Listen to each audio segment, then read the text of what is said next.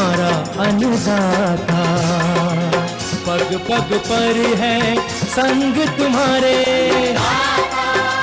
अन्नदाता।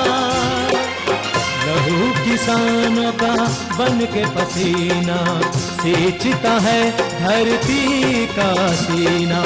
मेहनत का तेरी हक दिलवाने, नई तकनीक नई खोज बताने।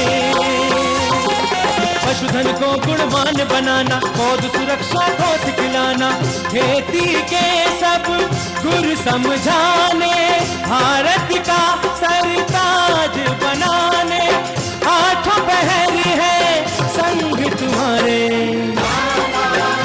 अन्नदाता, अन्नदाता।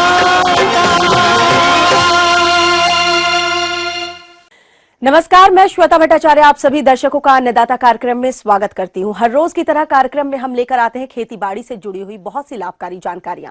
तो चलिए सबसे पहले देखते हैं क्या है विशेष आपके लिए आज के कार्यक्रम में। कपास की फसल में मिलीबग कीट से नुकसान और नियंत्रण पर जानकारी। राजमा फसल पर एक किसान का अनुभव।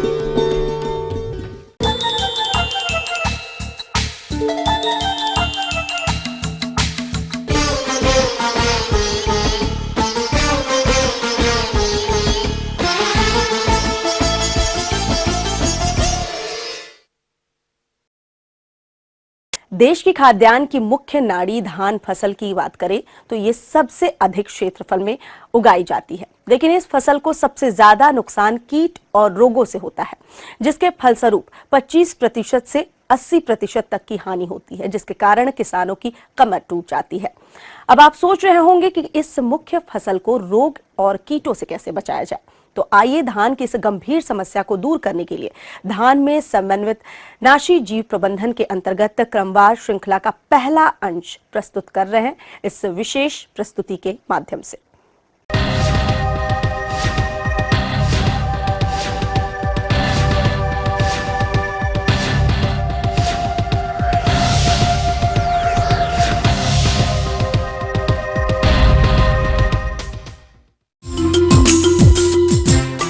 किसानों की मुख्य समस्या कीट एवं रोग, आखिर क्या है इसका समाधान?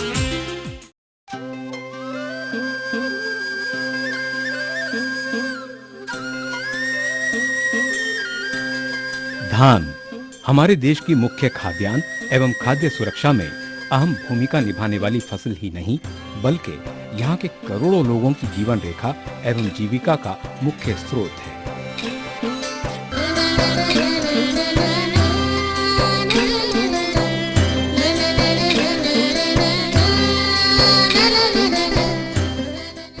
जिसका क्षेत्रफल वर्तमान में देश की लगभग 43.8 मिलियन हेक्टेयर है तथा इसमें लगभग 20.2 मिलियन हेक्टेयर उत्तर प्रदेश, उत्तराखंड, बिहार, झारखंड, पंजाब, हरियाणा, मध्य प्रदेश, छत्तीसगढ़ तथा राजस्थान के अंतर्गत आता है। इतने अधिक क्षेत्रफल में की जाने वाली धान की फसल यहाँ के किसानों की जीविका का आधार है, परंतु आज भी इस क्षेत्र में खरीफ मौसम में हरियाली फैलाने वाली धान की फसल उगाने वाले अधिकतर किसानों को दो समय के भोजन हेतु कठिनाइयों का सामना करना पड़ रहा है।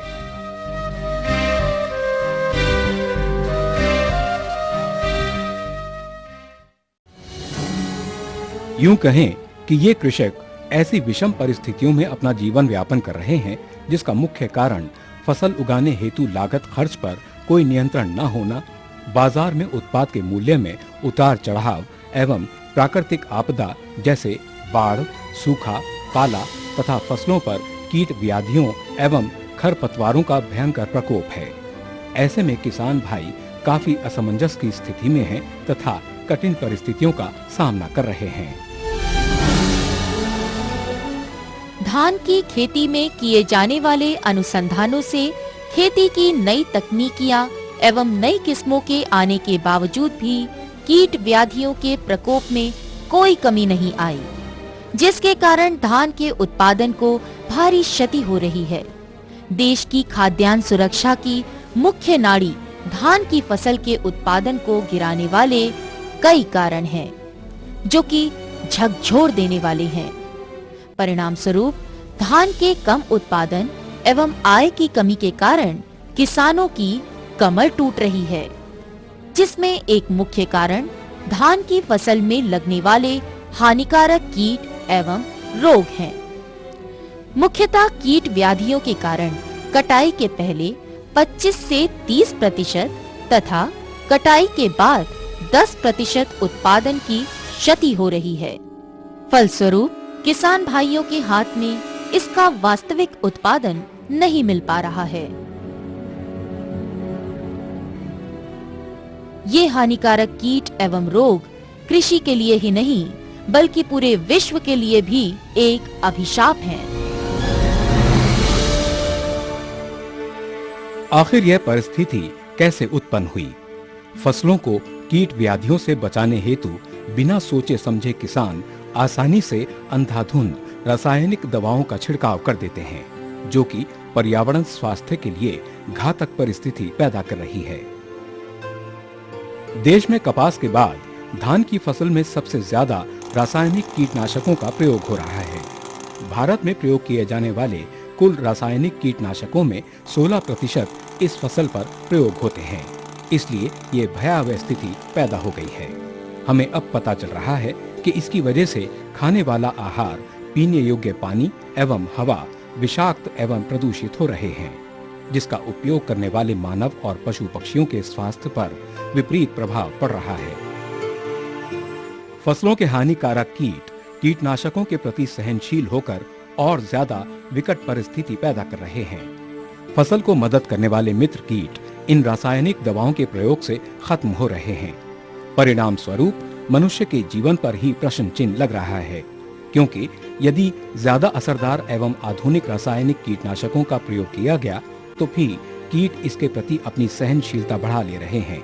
यदि इसको एक वाक्य में बोला जाए तो कीटनाशकों पर ज्यादा पैसा व्यय कर रासायनिक कीटनाशकों पर निर्भर रहना अपनी खेती के साथ अपने आप को ही हानि पहुंचाना है। फिर भी भयावह स्थिति पैदा करने वाले ये फसल के हानिकारक कीट एवं रोगों को किस प्रकार नियंत्रित करना है, इसके लिए पर्यावरण मित्रवत मापदंड मार्ग क्या है? तो किसान भाइयों, इनके नियंत्रण हेतु पर्यावरण अनुकूल एवं मित्रवत उपायों को अपनाना ही एकमात्र रास्ता है। वैज्ञानिकों के द्वारा कीट व्याधि नियंत्रण करने हेतु जो सुझाव दिए गए हैं वो ज्यादा सुरक्षित एवं कारगर उपाय हैं, जिसे हम समेकित नाशी जीव प्रबंधन कहते हैं। किसानों के अनुभवों के परिणाम के आधार पर हम कह सकते हैं समेकित नाशी जीव प्रबंधन एक सबसे सुरक्षित, कारगर एवं अच्छा उपाय है।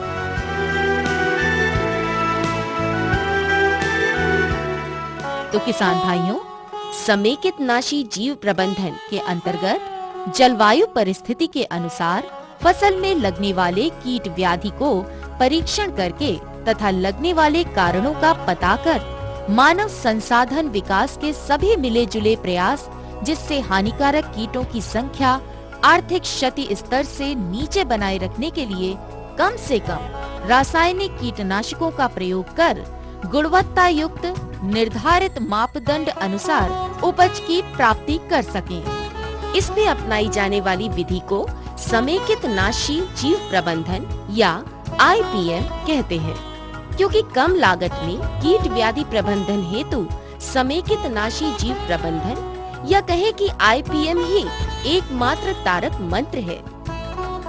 समेकित नाशी जीव प्रबंधन विधि कीटों के नियंत्रण हेतु एक बार रासायनिक कीटनाशक का छिड़काव करने मात्र से ही कार्य पूर्ण नहीं हो जाता, बल्कि बीज बुआई से लेकर उपज के विपणन तक प्रत्येक दिन तकनीकी ज्ञान के अनुसार प्राकृतिक विधियों को समाहित कर एवं वैज्ञानिक संस्तुतियों का अनुपालन कर इन कीटों एवं रोगों पर नियंत्रण करने वाला एक ब्रह्मास्त्र है, जो कि पर्यावरण मित्रवत एवं प्रदूषण रहित है। ये थी कुछ उपयोगी जानकारियां। अब लेते हैं एक छोटा सा ब्रेक, जल्द लौटेंगे और कार्यक्रम में आगे है महत्वपूर्ण जानकारियां। बने रहिए हमारे साथ।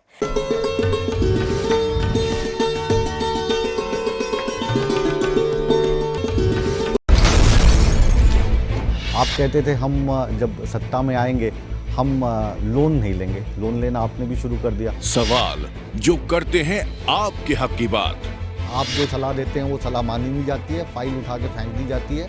आईएएस लॉबी ने मेरी फाइल उठा के फेंकने वाला इस धरती पे पैदा नहीं हुआ। या तो फिर आप ये मान लीजिए कि वो गीता जो है धार्मिक पुस्तक नहीं है, आप ये भी नहीं, चित्त भी मेरी पट भी मेरी। बात चाहे सियासत की हो या आपके सरोकार की, आप में ऐसी कौन सी कमी थी कि मुख्यमंत्री नहीं बन सकते थे? आपसे जुड़े हर सवाल का हम मांगेंगे जवाब। जो महिला सीएमओ है उसी से आप उलझ पड़े। महिलाओं के विकास की जिम्मेदारी है, महिलाओं से ही आप उलझ रहे हैं, ऐसा क्यों? देखिए हमारा खास कार्यक्रम चक्रव्यूह हर शनिवार रात 8:30 बजे और 11:30 बजे और सोमवार दोपहर 12:30 बजे ईटीवी हरियाणा के संपादक मुकेश राजपूत के साथ।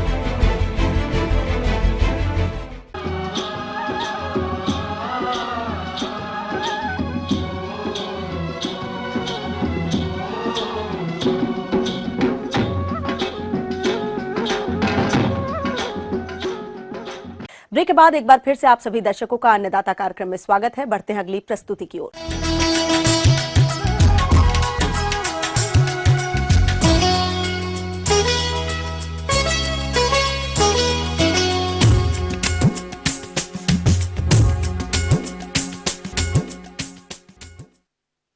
कपास की खेती हमारे राज्य के में प्रमुख रूप से की जाती है और जिन किसानों ने कपास की फसल लगा रखी है उनके यहाँ कपास की फसल में मिलीबग कीट का प्रकोप देखा जा रहा है, जो कि देखते ही देखते इस फसल को बहुत नुकसान पहुंचाते हैं। अतः किसान भाई कपास की फसल में किस प्रकार से करें मिलीबग कीट का नियंत्रण, इस बारे में जानकारी दे रहे हैं एक कीट वैज्ञानिक doctor SK Sharma. Mealybug BT कपास का एक प्रमुख कीट है। बीटी कपास के अलावा ये सभी फलदार पौधों, सब्जियों व सजावटी पौधों में एक गंभीर समस्या बन चुका है।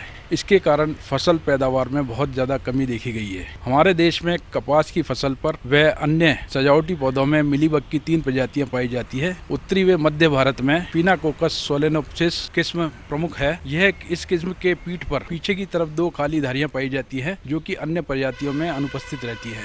इसकी अकेली मादा कीट अनिषेक जनन के द्वारा 150 से 600 अंडे तक देती है, जिसमें अधिकतर मादा ही पैदा होती है। अंडों से 3 से 9 दिन के अंदर निम्फ निकलते हैं, जिन्हें हम क्रॉलर कहते हैं, जो कि 22 से 25 दिन में वयस्क कीट बन जाते हैं। इस दौरान इसके शरीर पर एक मोटी मोम की परत विकसित हो जाती है, जो इन्हें रासायनिक कीटनाशकों के दुष्प्रभाव से बचाती है। ये कीट वर्ष भर जनन करते हैं तथा गर्म जलवायु में अधिक सक्रिय रहते हैं। ये शीत ऋतु में इनका नुकसान कम देखा गया है। शीत ऋतु में ये कीट अंडकोश के अंदर अंडों में या पोषक पौधों और जमीन के अंदर दूसरी अवस्थाओं में जीवित रहते हैं। इस कीट के द्वारा विभिन्न फसलों की पत्तियों, टहनियों व पौधों के तनों से रस चूसकर उन्हें कमजोर बना देते हैं। इसके प्रकोप से पौधों पर डीडू की संख्या कम हो जाती है, पैदावार कम हो जाती है तथा ये डीडू आकार में छोटे व बेडोल हो जाते हैं। इस कीट के द्वारा पौधों की पत्तियों में लार छोड़ने से पत्तियां आपस में मुड़ जाती है, पौधा ऊपर से झाड़ीनुमा रह जाता है, वह बौना दिखाई देता है दूर से। कीट अपने शरीर से एक मीठा चिपचिपा पदार्थ स्रावित करते हैं,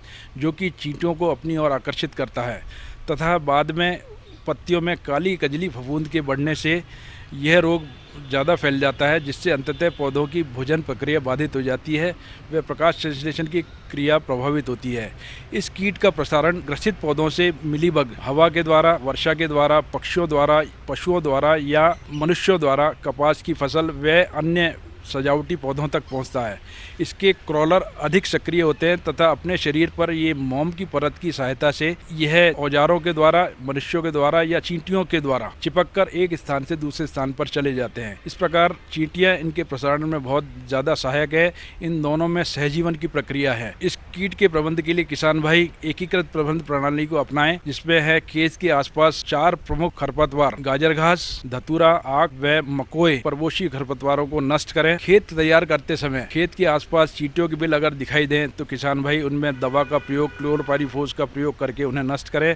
फसल की शुरुआती अवस्था में मिलीबग से ग्रसित पौधों को उखाड़कर गड्ढे में दबाकर ऊपर से किसी भी अनुमोदित कीटनाशक का छिड़काव करके उन्हें समाप्त करें। खेत में काम में आने वाले औजारों को स्वस्थ फसल में ले जाने से पहले पानी की तेज धार से साफ करें। उन्हीं पौधों पर छिड़काव करना चाहिए जिन पर कीट उपस्थित हों। इस प्रक्रिया से प्रकृति में पाए जाने वाले मित्र कीटों को नष्ट होने से बचाया जा सकता है। किसान भाई ये भी ध्यान रखें कि इस कीट का प्रकोप जहाँ ज्यादा है उसी जगह पर इस कीटनाशक का प्रयोग करें। अधिक नमी वाली स्थिति में वर्टिसिलियम लैक्नी 5 ml प्रति लीटर पानी की दर से किसान भाई शाम के समय छिड़काव कर सकते हैं। ज्यादा प्रकोप की अवस्था में किसान भाई रासायनिक कीटनाशकों के विकल्प के रूप में थायोडिकार्ब, प्रोफेनोफोस या क्लोरीपायरिफोस दवा 20% EC 1.25 लीटर प्रति हेक्टेयर की दर से बदल कर समूह बदलकर 2-3 बार आवश्यकता अनुसार छिड़काव करें। इसके अलावा किसान भाई ये भी ध्यान रखें कि पशुओं को मिलीबग से ग्रसित खेतों में चराने के लिए न ले जाएं। इस प्रकार किसान भाई समन्वित कीट प्रबंधन प्रणाली अपनाकर मिलीबग कीट का नियंत्रण आसानी से कर सकते हैं।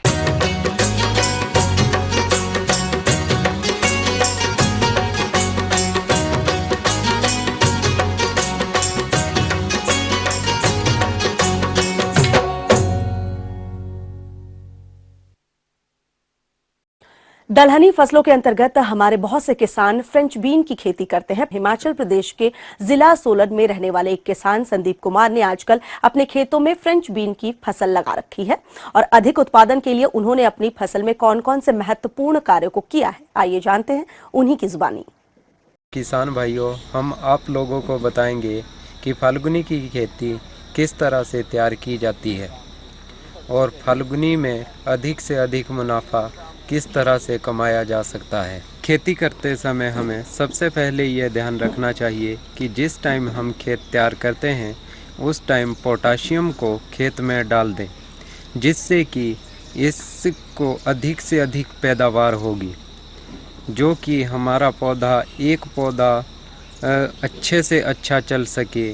उसके लिए हमें खेत में गोबर भी डालना चाहिए। विशेष तौर पर इस बात का ध्यान रखना चाहिए कि खेत हमें अच्छे से तैयार किया है या नहीं किया है। हाँ, खेत को हमेशा अच्छे से तैयार कर लो, उसके बाद उसमें खाद डालो। खाद डालने के बाद खेत में अच्छे से लाइनें दो और लाइनें देने के बाद उसमें बीज को बो दो। बीज को डालने के बाद जब 2 या 4 दिन बाद हमारा बीज अंकुरित हो जाता है तो उसके बाद खेत में थोड़ी थोड़ी सिंचाई कर देनी चाहिए, जिससे कि जो बीज अंकुरित नहीं हुआ है उसको भी पानी मिलेगा और वो भी अंकुरित हो जाएगा। इस तरह से हमारी खेती में जितने भी बीज हमने बोए हैं वो सब के सब ऊपर निकल जाएंगे। जब बीज ऊपर निकल जाएंगे उसके बाद हम खेती में बीज को जो ऊपर अंकुरित हो चुके हैं उसकी थोड़ी थोड़ी छुपाई करेंगे। छुपाई करने से जो आसपास के वरे परे के जो खरपतवार है वो भी नष्ट हो जाएंगे और उससे ये फ़ायदा होगा कि खेती जो हमारी फाल्गुनी की खेती होगी अधिक से अधिक अच्छे से अच्छे चलेगी और उसमें कम से कम जैसे ही आपके 5 या 10 या 15 दिन बाद सिंचाई ज़रूर करनी चाहिए, या तो तीसरे दिन की सिंचाई करो, जिससे कि इसमें अधिक से अधिक फ़ायदा मिल सके। और ये ऐसी खेती है जो कि हम टमाटर की हमारी लंबी फसल है, जैसे उसको 1 साल या 6 महीने तक चलाया जाता है तो उसमें मेहनत बहुत अधिक होती है। ये ऐसी खेती है कि इसमें मेहनत ज़्यादा नहीं है, इसमें मेहनत कम है और मुनाफा ज़्यादा कमाया जा सकता है, क्योंकि इसमें ये 45 दिन की खेती है। इसमें सबसे बड़ी बात तो ये है कि ये जल्दी से तैयार होती है, जल्दी से मार्केट में, और मार्केट में इसके भाव भी अच्छे मिल जाते हैं। जल्दी से तैयार होती है और जल्दी से ही बिक जाती है। इसमें हम बेबिस्टिन की स्प्रे कर देते हैं और एक दूसरा कीटनाशक आता है जिसकी हम स्प्रे करते हैं। हमें कीटनाशक का छिड़काव कम से कम 15 दिन के अंदर अंदर करना चाहिए, नहीं तो जैसे यहाँ पे हमारे बारिश कई बार अधिक होती है, जैसे दूसरे या तीसरे दिन बारिश होगी तो बारिश के तुरंत उसी के बाद हमारे को छिड़काव करना चाहिए, नहीं तो जो कीड़े होते हैं वो एकदम से तैयार हो जाते हैं और फिर खेती को बहुत सा नुकसान हो जाता है। जिस टाइम हम इसकी खेती करते हैं उस टाइम हमें इसकी लाइन ज़्यादा नहीं, इसकी लाइन कम से कम सिर्फ 1 फुट की दूरी पे रखनी पड़ती है, और जो बीज बोना होता है हमें ज़्यादा दूर नहीं बोना पड़ता है, वो साथ साथ में ही बोना होता है, जिससे इसका पौधा ज़्यादा नहीं फैलता है, थोड़ा ही फैलता है, जिससे कि कम खेत भी हो किसी के पास तो उसको भी इससे अधिक मुनाफा मिलता है। 1 बीघे की खेती में हम कम से कम 1 या 2 किलो फाल्गुनी लगा के कम से कम 50 या 60 हज़ार के करीब मुनाफा कमा सकते हैं। आगे और भी है कुछ रोचक जानकारियां, पर यहाँ पर रुकेंगे एक और कमर्शियल ब्रेक के लिए। जल्द हाजिर होते हैं।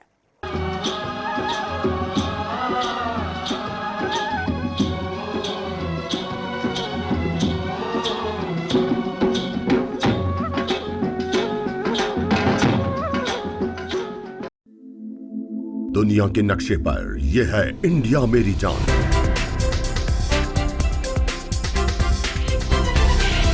भारत थोड़ा अलग है।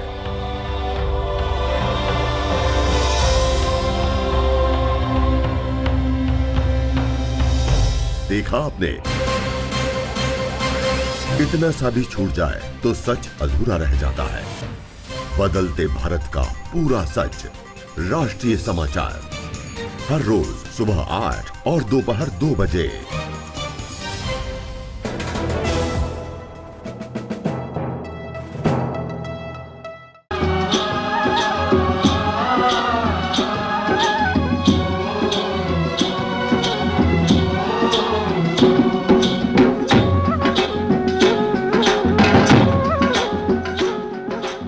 ब्रेक के बाद आप सभी दर्शकों का स्वागत है। चलिए अब रुख करते हैं अगली कड़ी की ओर।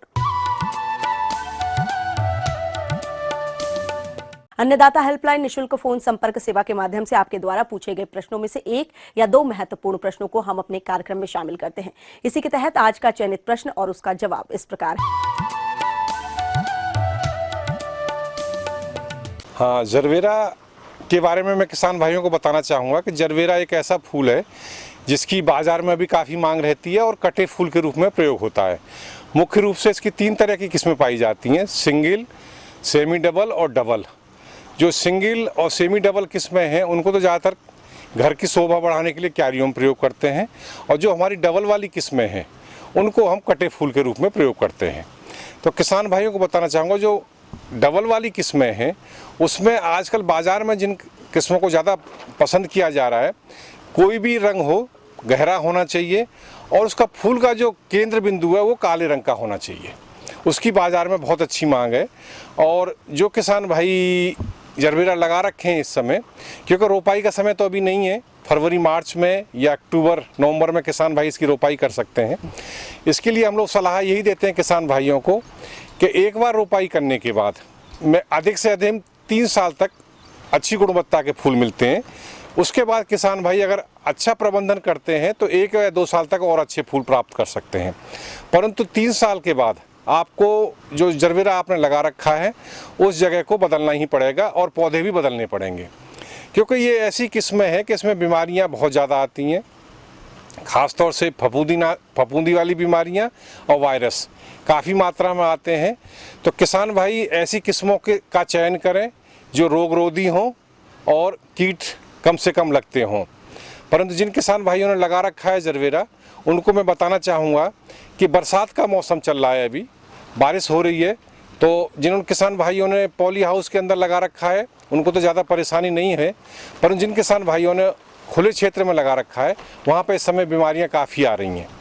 तो इसके लिए देखिए, पहले पत्ती की जाँच करा लें और ख़ास तौर से उसमें जो भी कवकनाशी या फफूंदीनाशी या कीटनाशी जो भी प्रयोग करें वो जांच के पश्चात ही उसका प्रयोग करें, क्योंकि इसमें बहुत सी बीमारियां ऐसी हैं जो वायरस से आने वाली होती हैं, और वायरस से जो आने वाली बीमारियां हैं वो वाइट फ्लाई एक मक्खी होती है उसके द्वारा फैलाई जाती है। तो अगर किसान भाइयों को उसका प्रकोप दिखाई दे रहा है तो उसमें सबसे पहले कीटनाशी का प्रयोग करें। कीटनाशी में भी जैसे मोनोक्रोटोफॉस है उसका प्रयोग कर सकते हैं किसान भाई। आजकल कोराजन एक नई दवा आई है, उसका प्रयोग कर सकते हैं, थोड़ी महंगी ज़रूर है परंतु अच्छी दवा है, उसका आप प्रयोग कर सकते हैं।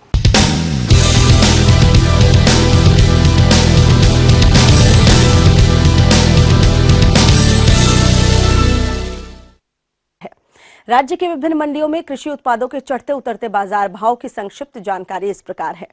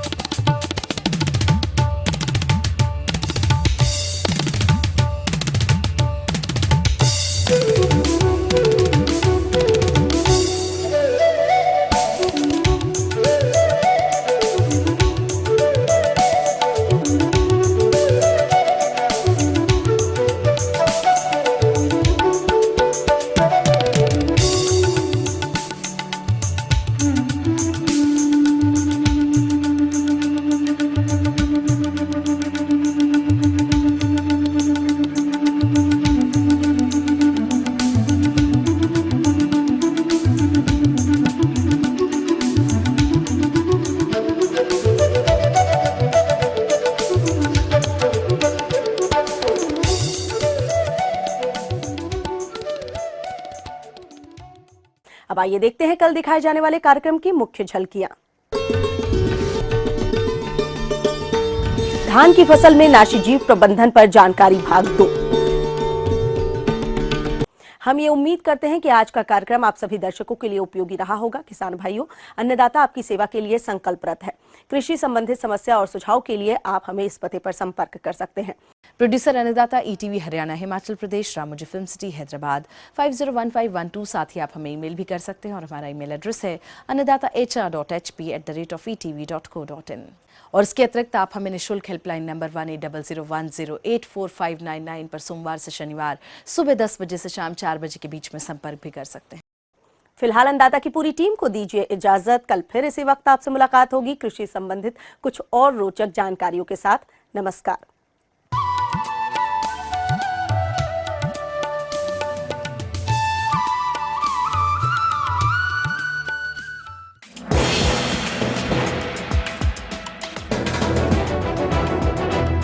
आप देख रहे हैं ETV न्यूज हरियाणा हिमाचल प्रदेश, खबर ही जीवन है।